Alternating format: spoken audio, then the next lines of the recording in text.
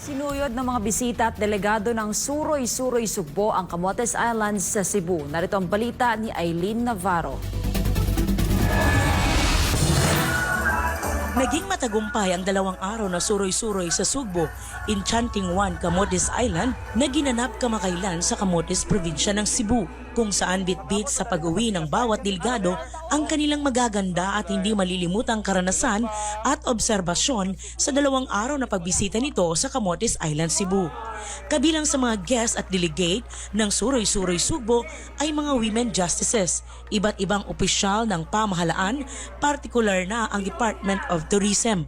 Naging special guest rin ang mag-asawang sina Leyte 4th District Congressman Richard Gomez at Ormoc City Mayor Lucy Torres. Si Senator Lito Lapid at anak nitong si Mark Lapid ng Tourism Infrastructure Enterprises Zone Authority o TIEZA ay kabilang sa guest of honor na dumalo sa Suroy-Suroy Sugbo.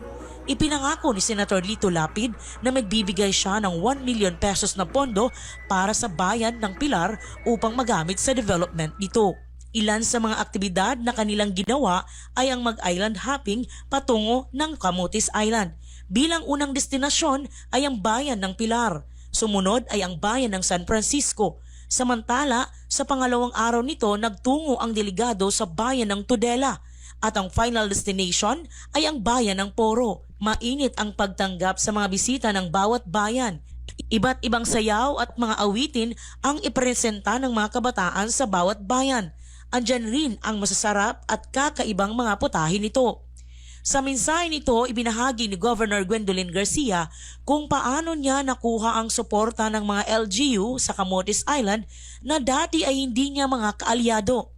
I'm not the kind of politician who, when I win, would draw a line to divide. Where I would say, okay, my allies, you get the projects and all. Now I'll tell you the secret. You know why? That I'm different from those that had practiced the politics of divisiveness. Because I also truly believe that no matter how bitter our political fight had been, no matter how stubborn you have been as my opponent, after all the projects, after all the programs, after all the charm, sooner or later, makonsensya talaga sila.